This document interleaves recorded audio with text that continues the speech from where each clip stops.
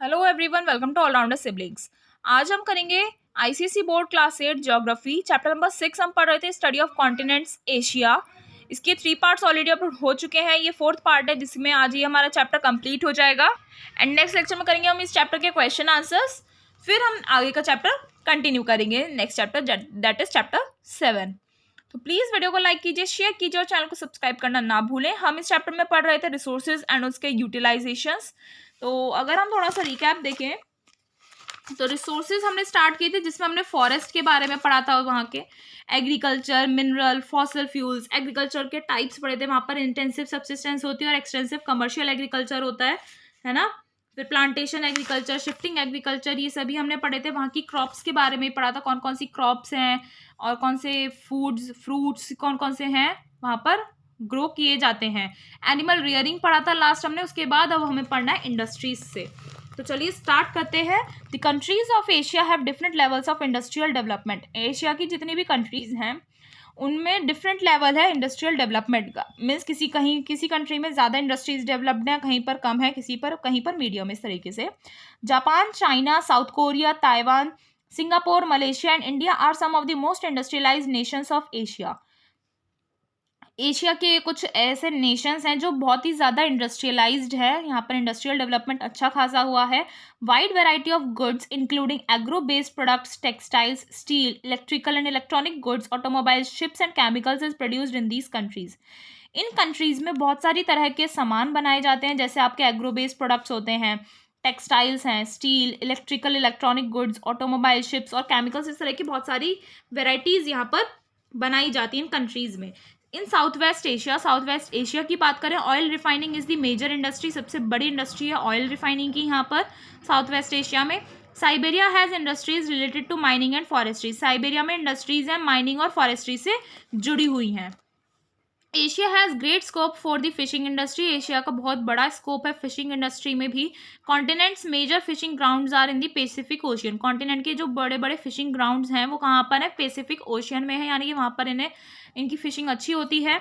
China is the leading fishing nation of the world. पूरे world का सबसे आगे चलने वाला फिशिंग नेशन कौन सा है? आपका चाइना। उसके बाद आपके इंडिया, जापान एंड इंडोनेशिया भी आपके मेजर फिशिंग नेशंस हैं।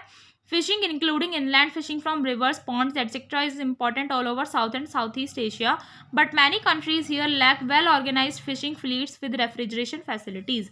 क्या बोल रहा है? फिशिंग इसमें इनलैंड फिशिंग भी करी जाती है, यानी कि रिवर से और पॉन्ड से भी करी जाती है। ये भी बहुत इंपॉर्टेंट है पूरे साउथ और साउथ ईस्ट एशिया में। लेकिन बहुत सारी कंट्रीज़ यहाँ पर ऐसी हैं जहाँ पर फिशिंग फ्लीट्स अच्छे खासे मतलब लैक है, कमी है फिशिंग फ्लीट्स की, और वेल ऑर्गेनाइज्ड नहीं है, कुछ दिक्कतें हैं फिशिंग फ्लीट्स की, और रेफ्रिजरेशन फैसिलिटीज़ भी यहाँ पर नहीं है। समझ रहे हो आप लोग? फिशिंग फ्लीट्स यानी कि फिशिंग के जो लोग होते हैं जो फिशिंग करते हैं उनके ग्रुप को फिशिंग फ्लीट्स बोलते हैं। तो उनकी भी कमी है, यहाँ पर अच्छे से नहीं हो पाती है, वेल ऑर्गेनाइज नहीं है, और रेफ्रिजरेशन फैसिलिटीज़ भी यहाँ पर नहीं है। Tourism is an important industry in Asia. Tourism एक इंपॉर्टेंट इंडस्ट्री है एशिया में। Among the places commonly visited by tourist are China, Hong Kong, Turkey, Malaysia, Thailand, Singapore, Japan, South Korea, India, Saudi Arabia, Jordan, Israel and the UAE, that means United Arab Emirates. तो ये कुछ common places हैं जो लोगों के द्वारा Asia में लोग आते हैं, टूरिस्ट आते हैं यहाँ पर घूमने के लिए। ऑन दी होल एशिया, पूरे में देखें, Asia lags behind Europe and North America in industrial development. Industrial development में यूरोप और नॉर्थ अमेरिका को भी एशिया ने पीछे छोड़ दिया है। However many Asian countries are making Asia Europe और नॉर्थ अमेरिका से पीछे रह गया है एशिया इंडस्ट्रियल डेवलपमेंट में, जबकि बहुत सारी एशियन कंट्रीज ऐसी हैं जो अब भी रैपिड प्रोग्रेस करने में लगी हुई हैं। अब आप ये देख रहे हैं train on this trans Siberian rail road. Trans Siberian rail road पर ट्रेन दिखाई हुई है। अब इंडस्ट्रीज तो हमने पढ़ ली, अब यहाँ की ट्रांसपोर्ट एंड सिटीज़ के बारे में पढ़ते हैं। Transport networks in many parts of Asia are not very well developed. Asia के बहुत सारे पार्ट्स में ट्रांसपोर्ट नेटवर्क अच्छा खासा डेवलपमेंट वहाँ पर नहीं है। The harsh climate in the north में हार्श क्लाइमेट है, बहुत ज़्यादा difficult terrain in the central mountainous region. जो पहाड़ी इलाका है सेंट्रल एरिया में, वहाँ का टेरेन बहुत डिफिकल्ट है। एंड द एक्सटेंसिव डेजर्ट्स, और बहुत ज़्यादा डेजर्ट्स होने की वजह से it have hampered the development of efficient transport systems. इन सभी दिक्कतों की वजह से वहाँ पर अच्छा खासा ट्रांसपोर्ट सिस्टम डेवलप नहीं हो पाया, उसमें हैम्पर हो गया है, वो रुकावट आई है। अब रोड्स की बात करें The densely populated plains of southern and eastern Asia have well developed networks of roads. जो southern and eastern Asia के densely populated areas हैं वहाँ पर अच्छा खासा नेटवर्क रोड का बन चुका है, डेवलप हो चुका है. Some of the world's highest roads are located in Asia's central mountainous region. जो कुछ वर्ल्ड की हाईएस्ट रोड्स हैं वो एशिया के सेंट्रल माउंटेनियस एरिया में लोकेटेड है. रेलवेज की बात करें, rail transport is important for carrying passengers and bulky goods over long distances. Rail transport important होता है किस लिए? पैसेंजर्स को कैरी करने के लिए, ले जाने के लिए और बहुत बड़ा और भारी सामान ले जाने के लिए लंबे दूर रास्ते पर. India and China have the largest railway networks in Asia. India और चाइना का बहुत लार्जेस्ट रेलवे नेटवर्क है एशिया में. चाइना है some of the world's highest railways. China में कुछ वर्ल्ड के हाईएस्ट रेलवेज भी हैं. High speed trains run between major cities in several Asian countries including Japan, China, South Korea, Taiwan and Turkey. बहुत सारी Asian countries में बहुत सारी हाई स्पीड ट्रेन्स उन मेजर सिटीज़ के बीच में रन करती हैं, जिसमें आपके आ गए Japan, China, South Korea, Taiwan and Turkey. इन बड़ी बड़ी सिटीज़ के बीच में हाई स्पीड ट्रेन्स रन करती हैं. The trans Siberian rail road. Trans Siberian rail road है जो वर्ल्ड का लॉन्गेस्ट रेलवे है. It passes through northern Asia से पास करता है और यूरोप तक जाता है. Most of it lies in Asia. और ये जो लॉन्गेस्ट रेलवे है वर्ल्ड का, ट्रांस साइबेरियन रेल रोड, ये मोस्ट ऑफ एशिया में लाई करता है. रोड रेलवे के बाद वाटरवेज की बात करते हैं. Inland water transport is important in south and south east Asia. Water transport south and south east Asia में बहुत इंपॉर्टेंट है. The Irrawaddy, Mekong, Ganga, Brahmaputra and Yangtze are busiest waterways. ये कुछ आपके बिजिएस्ट वाटरवे हैं जहाँ से ट्रांसपोर्ट का काम बहुत ज़्यादा होता है. Rivers of northern Asia are frozen for many months and are therefore unsuitable for navigation. Northern Asia की जो रिवर्स है ना वो साल के बहुत सारे महीनों तक जमी हुई रहती है, इसीलिए उसे नेविगेशन के लिए अनसुटेबल माना जाता है. उन रिवर्स को, यानी कि नेविगेशन उन रिवर्स के थ्रू नहीं किया जाता है. Sea transport is important for international trade. International trade के लिए सी ट्रांसपोर्ट इंपॉर्टेंट है. The two important sea routes touching Asia are the Suez canal route and Pacific route. दो इंपॉर्टेंट सी रूट्स हैं जो एशिया को touch करते हैं, वो आपके Suez canal route and Pacific route. Suez canal route जो है आपका वो लिंक करता है एशिया और यूरोप को. पैसिफिक रूट कनेक्ट करता है ports of East Asia with those of North and South America. समझ में आया? Some of the world's busiest ports are in Asia. कुछ वर्ल्ड के बिजिएस्ट पोर्ट जो हैं वो एशिया में हैं, जिसमें आपके आ गए Shanghai, Singapore and Hong Kong. Other major ports कौन से हैं आपके? Tokyo, Yokohama, Kobe, Manila, Jakarta, Mumbai, Kolkata, Colombo, Karachi and Aden. अब ट्रांसपोर्ट एंड सिटीज़ में हम पढ़ रहे थे रोड, रेलवेज, वाटरवेज पढ़ा. अब एयरवेज भी होता है. Airways are very important in Asia because of the continent's vast size and difficult terrain. अब आपको पता है इस कॉन्टिनेंट का टेरेन बहुत डिफिकल्ट है, लैंड एरिया बहुत डिफिकल्ट है, इसका कॉन्टिनेंट का साइज भी बहुत बड़ा है, इसीलिए एयरवेज बहुत इंपॉर्टेंट है एशिया में. In fact, many places in remote north and central mountainous region are linked with the rest of the world only through airways. In fact, बहुत सारी जो प्लेसेस हैं दूर के नॉर्थ और सेंट्रल माउंटेनियस एरिया में, वो भी पूरे वर्ल्ड से जो कनेक्टेड हैं वो एयरवेज से ही कनेक्टेड हैं.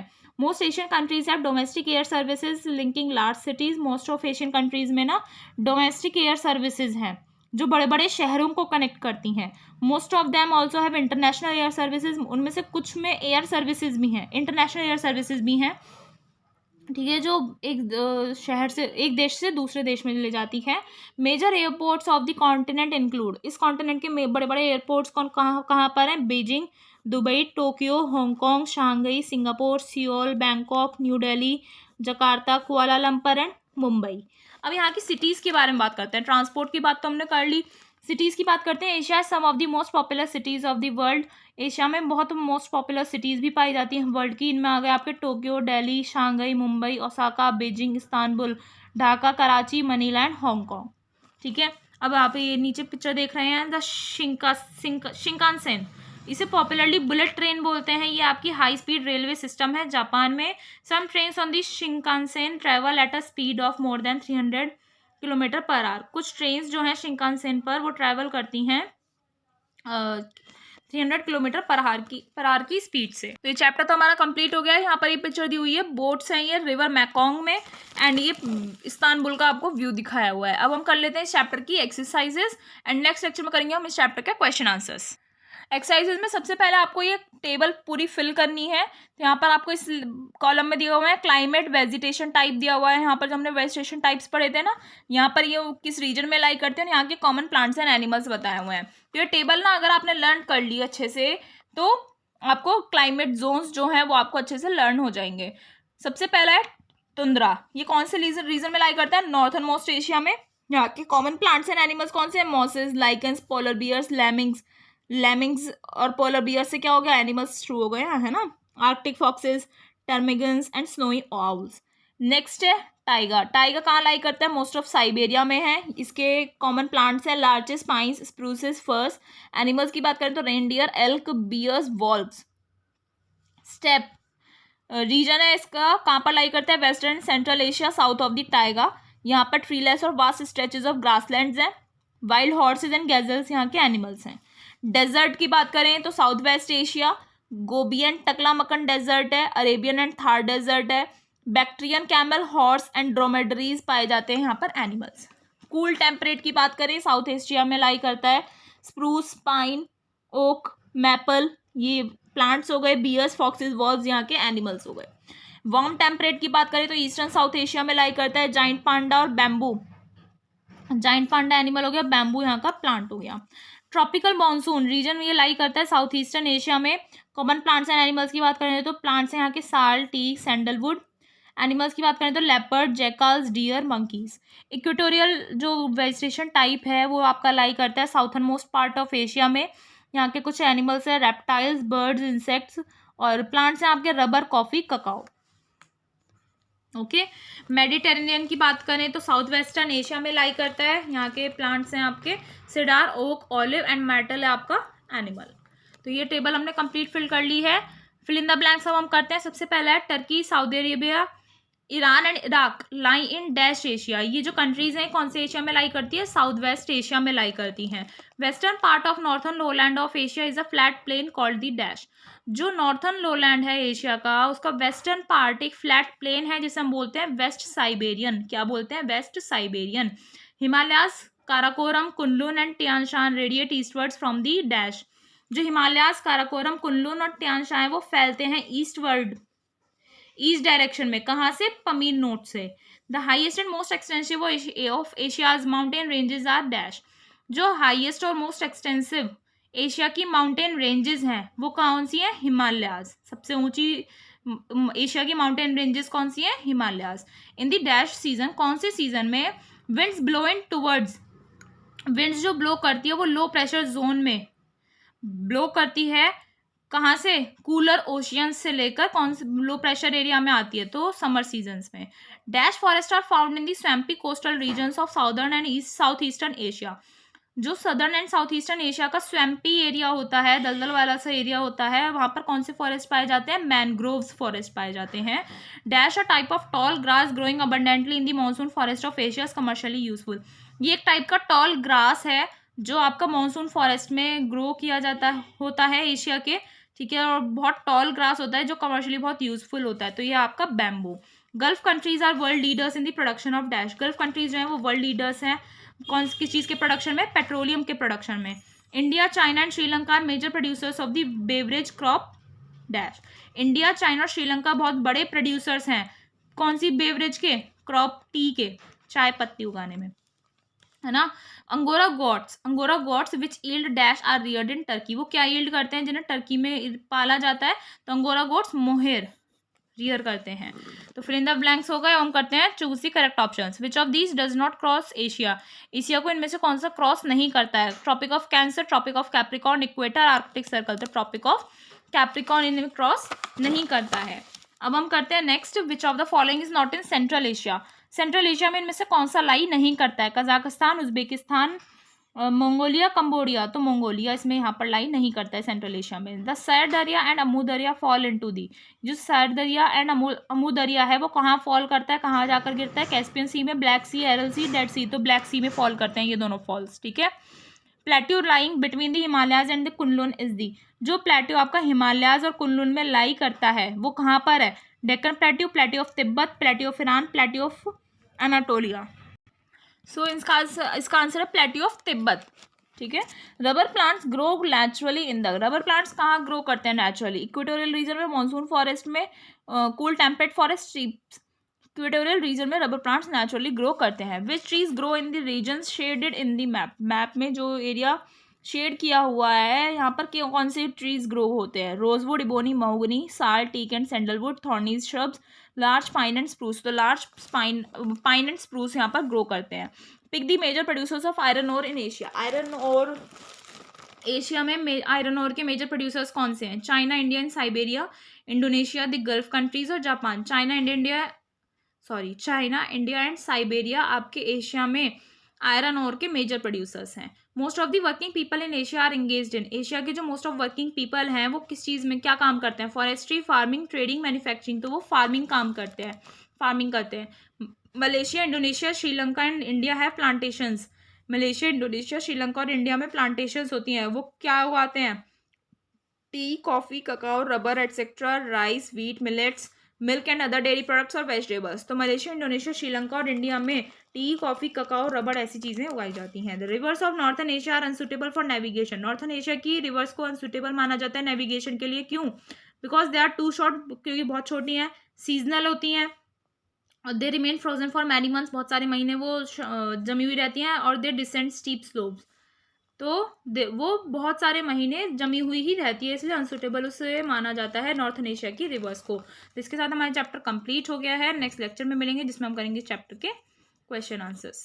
ठीक है, ऐसे ही हमारे साथ जुड़े रहिए। मिलते हैं नेक्स्ट लेक्चर में, और वीडियो को लाइक कीजिए, शेयर कीजिए और चैनल को सब्सक्राइब करना ना भूलें। Thank you.